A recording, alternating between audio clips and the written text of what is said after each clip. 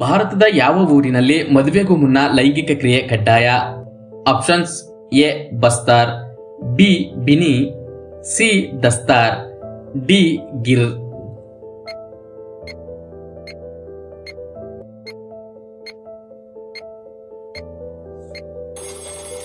ಸರಿಯಾದ ಉತ್ತರ option A Bastar. ವೀಕ್ಷಕರೇ, ಛತ್ತೀಸ್ಗಢದಲ್ಲಿ ಬಸ್ತಾರ್ ಎಂಬ ಜಿಲ್ಲಾ ಕೇಂದ್ರವಿದೆ. ಈ ಜಿಲ್ಲಾ ವ್ಯಾಪ್ತಿಯಲ್ಲಿ ಮರಿಯಾ ಬುಡಕಟ್ಟು ಜನರು ವಾಸಿಸುತ್ತಾರೆ. ಇಲ್ಲಿ ಯುವಜನರಿಗೆ ಮದುವೆಗೂ ಮುನ್ನ ಲೈಂಗಿಕ ಕ್ರಿಯೆಗೆ ಅವಕಾಶ ನೀಡುವ ಪದ್ಧತಿಯನ್ನು ಸಂಪ್ರದಾಯದಂತೆ ಬಹಳ ಹಿಂದಿನಿಂದಲೂ ಆಚರಿಸಿಕೊಂಡು ಬರುತ್ತಿದ್ದಾರೆ. ಈ ಸಂಪ್ರದಾಯವನ್ನು ಗೋಟೂಲ್ ಎಂದು ಕರೆಯಲಾಗುತ್ತದೆ. ಇದಕ್ಕಾಗಿ ಅವರು ದೊಡ್ಡ ಗುಡಿಸಲುಗಳನ್ನು ನಿರ್ಮಾಣ ಮಾಡುತ್ತಾರೆ. ಈ ಗುಡಿಸಲಿನಲ್ಲಿ ತಮ್ಮ ಲೈಂಗಿಕ ಅಗತ್ಯಗಳು ಮತ್ತು ಆಸೆಗಳನ್ನು ಅರಿತುಕೊಳ್ಳಲು ಅವಕಾಶ ನೀಡಲಾಗುತ್ತದೆ. ಈ ಸಂಪ್ರದಾಯವನ್ನು ಇಲ್ಲಿ ಹಬ್ಬದಂತೆ ಆಚರಿಸಲಾಗುತ್ತದೆ. ವಯಸ್ಕ ಗಂಡು ಮತ್ತು ಹೆಣ್ಣು ಮಕ್ಕಳು ಒಟ್ಟಾಗಿ ನೃತ್ಯ ಮತ್ತು ಆಡುವ ಮೂಲಕ ಸಂಪ್ರದಾಯವನ್ನು ಆಚರಿಸುತ್ತಾರೆ. ಇದಾದ ಬಳಿಕ ಬಿದಿರಿನ ಗುಡಿಸಲನ್ನು ಪ್ರವೇಶಿಸುತ್ತಾರೆ ಮತ್ತು ತಮ್ಮ ಆಯ್ಕೆಯ ಜನರೊಂದಿಗೆ ಲೈಂಗಿಕ ಸಂಭೋಗದಲ್ಲಿ ತೊಡಗುತ್ತಾರೆ. ಹೀಗೆ 7 ದಿನ ಈ ಸಂಪ್ರದಾಯವನ್ನು ಆಚರಿಸುತ್ತಾರೆ. ಆಚರಣೆ ಮುಗಿಯುವುದಕ್ಕೂ ಮುನ್ನ ತಮ್ಮಿಷ್ಟದ ಜೋಡಿಯನ್ನು ನಿರ್ಧರಿಸಿಕೊಳ್ಳಬಹುದು.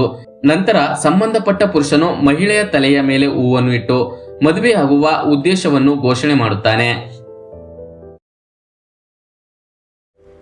ಯಾವ ವಿಟಮಿನ್ ಕೊರತೆಯಿಂದ ವ್ಯಕ್ತಿಯು ಬೇಗ ವಯಸ್ಸಾದವರಂತೆ ಕಾಣುತ್ತಾನೆ?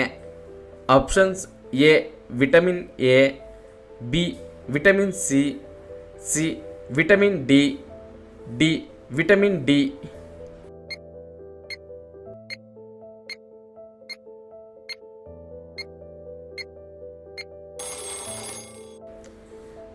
ಸರಿಯಾದ ಉತ್ತರ option D vitamin D.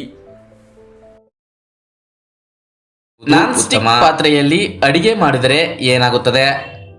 Options: A cancer ಬರುತ್ತದೆ, ಬಿ ಹೊಟ್ಟೆ ಉಬ್ಬರ ಮತ್ತು ಹೊಟ್ಟೆ ಉರಿ, ಸಿ ಏನೂ ಆಗುವುದಿಲ್ಲ, ಡಿ ಸೈನಸ್ ಪ್ರಾಬ್ಲಮ್.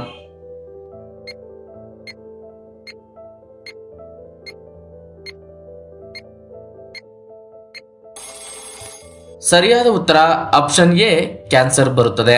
ವೀಕ್ಷಕರೇ, ಪುರುಸೊತ್ತಿಲ್ಲದ ಈ ಜೀವನ ಶೈಲಿಯಲ್ಲಿ ಬೇಗ ಬೇಗ ಸುಲಭವಾಗಿ ಅಡಿಗೆ ಮುಗಿಸಲು ನಾನ್ ಸ್ಟಿಕ್ ಪಾತ್ರೆಗಳ ಬಳಕೆ ಹೆಚ್ಚುತ್ತಿದೆ. ಇಂಥ ಪಾತ್ರೆಗಳು ಆರೋಗ್ಯಕ್ಕೆ ಹಾನಿಕಾರಕವೆಂದು ಒಂದು ಬಳಗ ವಾದಿಸಿದ್ರೆ ಮತ್ತೊಂದು ಬಳಗ ಇದರಿಂದ ಯಾವುದೇ ಹಾನಿಯೂ ಇಲ್ಲವೆಂಬುದನ್ನು ವಾದಿಸುತ್ತದೆ. ಯಾರು ಏನೇ ಹೇಳಿದ್ರು ಇಂಥ ಪಾತ್ರೆಗಳ ಓವರ್ ಹೀಟ್ ಖಂಡಿತ ಆರೋಗ್ಯಕ್ಕೆ ಒಳ್ಳೆಯದಲ್ಲ. ಬಹುಬೇಗ ಅಡಿಗೆ ತಯಾರಿಸಲು ನಾನ್ ಸ್ಟಿಕ್ ಪಾತ್ರೆಗಳು ಸಹಕಾರಿಯಾದರೂ ಹೆಚ್ಚು ಬಿಸಿಯಾಗದಂತೆ ಎಚ್ಚರ ವಹಿಸಲೇಬೇಕು. ಈ ಪಾತ್ರೆಗಳು 300 ಡಿಗ್ರಿ ಸೆಲ್ಸಿಯಸ್ಗಿಂತ ಹೆಚ್ಚು ಕಾದರೆ ಕ್ಯಾನ್ಸರ್ನಂತ ಮಾರಕ ರೋಗಗಳಿಗೂ ಕಾರಣವಾಗಬಲ್ಲದು. ಅದೂ ಅಲ್ಲದೆ ಇದರ ಮೇಲಿನ ಪದರ ಉದರದಂತೆ ಎಚ್ಚರ ವಹಿಸಬೇಕು. ಆಳಾದ ಪಾತ್ರೆಯನ್ನು ಬಳಸದಿದ್ದರೆ ಒಳಿತು. ಹಾಗಾದ್ರೆ ಅಪಾಯವನ್ನು ತಡೆಯೋದು ಹೇಗೆ? ಕೆಲವೊಂದು ಸರಳ ಸೂತ್ರಗಳಿಂದ ಆರೋಗ್ಯದ ಮೇಲೆ ಈ ಪಾತ್ರೆಗಳು ದುಷ್ಪರಿಣಾಮ ಬೀರದಂತೆ ತಡೆಯಬಹುದು. ಯಾವುದು ಆ ಸರಳ ಸೂತ್ರಗಳೆಂದರೆ: ಪಾತ್ರೆಯನ್ನು ಮೊದಲೇ ಕಾಯಿಸಿಕೊಳ್ಳಬಾರದು. ಪಾತ್ರೆಯೊಳಗೆ ನೀರು ಅಥವಾ ಎಣ್ಣೆ ಹಾಕಿ ಬಿಸಿ ಮಾಡಬೇಕು. ಸದಾ ಮಧ್ಯಮ ಅಥವಾ ಕಡಿಮೆ ಉರಿಯಲ್ಲಿ ಅಡಿಗೆ ಮಾಡಿದರೆ ಆರೋಗ್ಯಕ್ಕೂ ಒಳ್ಳೆಯದು ಮತ್ತು ಗ್ಯಾಸ್ ಸಹ ಉಳಿಯುತ್ತದೆ. ಹಾಗೂ ಅಗತ್ಯದಷ್ಟು ಮಾತ್ರ ಆಹಾರ ಬೇಯಿಸಬೇಕು. ಇನ್ನು ಅಡಿಗೆ ಮಾಡುವಾಗ, ಕರಿಯುವಾಗ ಎಕ್ಸಾಸ್ಟ್ ಫ್ಯಾನ್ ಹಾಕಿ ಅಥವಾ ಕಿಟಕಿಗಳು ತೆರೆದಿರಬೇಕು. ನಾನ್ ಸ್ಟಿಕ್ ಪಾತ್ರೆಗಳಿಗೆ ಮರ, ಸಿಲಿಕಾನ್ ಅಥವಾ ಪ್ಲಾಸ್ಟಿಕ್ ಸೌಟುಗಳನ್ನು ಬಳಸಿ. ಏಕೆಂದರೆ ಲೋಹದ ಸೌಟುಗಳು ಪಾತ್ರೆಗಳನ್ನು ಸ್ಕ್ರಾಚ್ ಮಾಡಿ ಬೇಗ ಹಾಳಾಗುವಂತೆ ಮಾಡುತ್ತದೆ. ಹಾಳಾದ ಪಾತ್ರೆ ಬಳಕೆ ಆರೋಗ್ಯಕ್ಕೆ ಹಾನಿಕಾರಕ. ಇನ್ನು ಸ್ಪಾಂಜ್ ಮತ್ತು ಸೋಪ್ ಬಳಸಿ ಬೆಚ್ಚಗಿನ ನೀರಿನಲ್ಲಿ ಈ ಪಾತ್ರೆಗಳನ್ನು ಕೈಯಲ್ಲಿಯೇ ತೊಳೆಯಬೇಕು. ಮೆಟಲ್ ಸ್ಕ್ರಬ್ಬರ್ ಅಥವಾ ಸ್ಟೀಲ್ ನಾರುಗಳಿಂದ ನಾನ್ ಸ್ಟಿಕ್ ಪಾತ್ರೆಗಳನ್ನು ತೊಳೆಯಬಾರದು. ಹಾಸಿಗೆ ಇಲ್ಲದೆ ಬರೀ ನೆಲದ ಮೇಲೆ ಮಲಗುವುದರಿಂದ ಏನಾಗುತ್ತದೆ?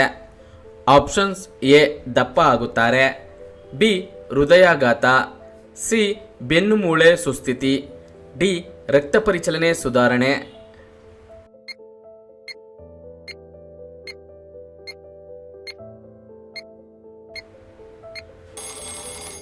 ಸರಿಯಾದ ಉತ್ತರ ಆಪ್ಷನ್ ಸಿ ಬೆನ್ನು ಮೂಳೆ ಸುಸ್ಥಿತಿ ಮತ್ತು ಆಪ್ಷನ್ ಡಿ ರಕ್ತ ಪರಿಚಲನೆ ಸುಧಾರಣೆ. ವೀಕ್ಷಕರೇ, ಅನೇಕ ಜನರು ಹಾಸಿಗೆಯ ಮೇಲೆ ಮಲಗಲು ಬಯಸುತ್ತಾರೆ, ಆದರೆ ನೆಲದ ಮೇಲೆ ಮಲಗುವುದರಿಂದ ಹಲವಾರು ಪ್ರಯೋಜನಗಳಿವೆ ಎನ್ನುತ್ತಾರೆ ತಜ್ಞರು. ಒಂದು ಕಾಲದಲ್ಲಿ ಎಲ್ಲಾ ಜನರು ನೆಲದ ಮೇಲೆಯೇ ಮಲಗುತ್ತಿದ್ದರು. ಆದರೆ ಕಾಲಕ್ಕೆ ತಕ್ಕಂತೆ ಈ ಪದ್ಧತಿಯು ಕೂಡ ಬದಲಾಗಿದೆ. ಏನೇ ಬದಲಾಗಲಿ ಆದರೆ ನೆಲದ ಮೇಲೆ ಮಲಗುವುದು ಮಾತ್ರ ಉತ್ತಮ ಎನ್ನುತ್ತಾರೆ ತಜ್ಞರು. ನೆಲದ ಮೇಲೆ ಮಲಗುವುದು ಬೆನ್ನು ಮೂಳೆಯನ್ನು ಸುಸ್ಥಿತಿಯಲ್ಲಿಡಲು ಸಹಾಯ ಮಾಡುತ್ತದೆ. ಇದು ಬೆನ್ನು ನೋವನ್ನು ಕಡಿಮೆ ಮಾಡಲು ನೆರವಾಗುತ್ತದೆ. ನೆಲದ ಮೇಲೆ ಮಲಗುವುದು ವಿಶೇಷವಾಗಿ ರಕ್ತ ಪರಿಚಲನೆಯನ್ನು ಸುಧಾರಿಸುತ್ತದೆ. ಚೆನ್ನಾಗಿ ನಿದ್ದೆ ಮಾಡಲು ಸಹಾಯ ಮಾಡುತ್ತದೆ.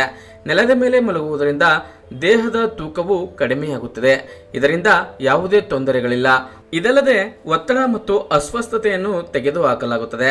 ನೆಲದ ಮೇಲೆ ಮಲಗುವುದರಿಂದ ನಮ್ಮ ದೇಹದ ಉಷ್ಣತೆಯು ಕೂಡ ಕಡಿಮೆಯಾಗುತ್ತದೆ.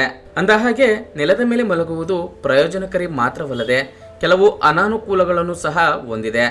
ಕೀಟಗಳು ನೆಲದ ಮೇಲಿನ ಧೂಳಿನಿಂದ ಅಲರ್ಜಿ ಇರುವವರು ಸರಿಯಾಗಿ ನಿದ್ರೆ ಮಾಡದಿರಬಹುದು.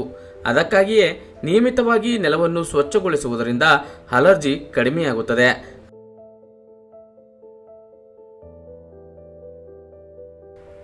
ಮೊಸರಿನಲ್ಲಿ ಬೆಲ್ಲ ಹಾಕಿ ತಿಂದರೆ ಏನಾಗುತ್ತದೆ? ಆಪ್ಷನ್ಸ್: ಎ ರಕ್ತಹೀನತೆ ನಿವಾರಣೆ, ಬಿ ಜೀರ್ಣಕ್ರಿಯೆ ಸುಧಾರಣೆ, ಸಿ ತೂಕ ಕಡಿಮೆ, ಡಿ ರೋಗ ನಿರೋಧಕ ಶಕ್ತಿ ಹೆಚ್ಚಳ.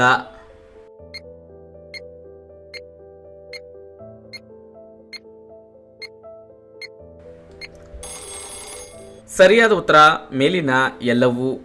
ವೀಕ್ಷಕರೇ, ನಾವು ನಿತ್ಯ ಸೇವಿಸುವ ಆಹಾರ ಪದಾರ್ಥಗಳಲ್ಲಿ ಮೊಸರು ಪ್ರಮುಖವಾದದ್ದು. ಅನೇಕ ಜನರಿಗೆ ಅವರ ಆಹಾರದಲ್ಲಿ ಮೊಸರು ಇಲ್ಲದೆ ಯಾವುದೇ ಊಟವೂ ಸಹ ಪೂರ್ಣಗೊಳ್ಳುವುದಿಲ್ಲ. ಮೊಸರಿನಿಂದ ಉತ್ತಮ ಆರೋಗ್ಯ ನಿಮ್ಮದಾಗುತ್ತದೆ. ಹೆಚ್ಚಿನವರು ಅನ್ನದೊಂದಿಗೆ ಮೊಸರನ್ನು ಸೇವಿಸುತ್ತಾರೆ. ಕೆಲವರು ಮೊಸರನ್ನು ಉಪ್ಪು ಮತ್ತು ಸಕ್ಕರೆಯೊಂದಿಗೆ ತಿನ್ನುತ್ತಾರೆ. ಆದರೆ ಮೊಸರಿನಲ್ಲಿ ಬೆಲ್ಲವನ್ನು ಬೆರೆಸಿದಾಗ ಅದರ ರುಚಿಯನ್ನು ನೀವು ಎಂದಾದರೂ ಅನುಭವಿಸಿದ್ದೀರಾ? ಬೆಲ್ಲವನ್ನು ಮೊಸರಿನೊಂದಿಗೆ ಬೆರೆಸಿ ತಿನ್ನುವುದರಿಂದ ಹಲವಾರು ಪ್ರಯೋಜನಗಳಿವೆ ಎಂದು ಪೌಷ್ಟಿಕ ತಜ್ಞರು ಹೇಳುತ್ತಾರೆ. ದೇಹದಲ್ಲಿ ರಕ್ತ ಕಡಿಮೆಯಾಗಿ ರಕ್ತಹೀನತೆಯಿಂದ ಬಳಲುತ್ತಿರುವವರು ಬೆಲ್ಲ ಮತ್ತು ಮೊಸರು ತಿನ್ನುವುದು ಒಳ್ಳೆಯದು. ಬೆಲ್ಲವು ಉತ್ಕರ್ಷಣ ನಿರೋಧಕಗಳಲ್ಲಿ ಸಮೃದ್ಧವಾಗಿದೆ. ಇದು ದೇಹವನ್ನ ಅನೇಕ ರೋಗಗಳಿಂದ ರಕ್ಷಿಸುತ್ತದೆ. ಮೊಸರು ಆರೋಗ್ಯಕ್ಕೆ ಅಗತ್ಯವಾದ ಕ್ಯಾಲ್ಸಿಯಂ ಮತ್ತು ರಂಜಕವನ್ನ ಹೊಂದಿರುತ್ತದೆ. ಮೊಸರನ್ನ ಬೆಲ್ಲದೊಂದಿಗೆ ತಿನ್ನುವುದರಿಂದ ರಕ್ತಹೀನತೆ ದೂರವಾಗುತ್ತದೆ. ಮೇಲಾಗಿ ಇದು ಜೀರ್ಣಕ್ರಿಯೆಯನ್ನು ಸುಧಾರಿಸುತ್ತದೆ. ಜೀರ್ಣಾಂಗ ವ್ಯವಸ್ಥೆಯು ಸರಿಯಾಗಿ ಕಾರ್ಯನಿರ್ವಹಿಸದಿದ್ದಾಗ ಮಲಬದ್ಧತೆ, ಅತಿಸಾರ ಮತ್ತು ವಾಂತಿ ಸಮಸ್ಯೆ ಸಾಮಾನ್ಯವಾಗಿದೆ. ಈ ಅವಧಿಯಲ್ಲಿ ಮೊಸರು ಮತ್ತು ಬೆಲ್ಲದ ದೈನಂದಿನ ಸೇವನೆಯು ಜೀರ್ಣಾಂಗ ವ್ಯವಸ್ಥೆಯನ್ನ ಸುಧಾರಿಸುತ್ತದೆ. ಮೊಸರು ಮತ್ತು ಬೆಲ್ಲವು ತೂಕ ನಷ್ಟಕ್ಕೂ ಸಹಾಯ ಮಾಡುತ್ತದೆ. ತೂಕ ಹೆಚ್ಚಾಗುವ ಆತಂಕವಿದ್ದರೆ ನಿಮ್ಮ ದೈನಂದಿನ ಆಹಾರದಲ್ಲಿ ಮೊಸರಿನ ಜೊತೆಗೆ ಬೆಲ್ಲವನ್ನು ತಿನ್ನುವುದನ್ನು ರೂಢಿಸಿಕೊಳ್ಳಿ. ಮೊಸರು ಮತ್ತು ಬೆಲ್ಲವನ್ನು ತಿನ್ನುವುದರಿಂದ ನಿಮ್ಮ ಹೊಟ್ಟೆಯು ಗಂಟೆಗಳ ಕಾಲ ತುಂಬಿರುತ್ತದೆ.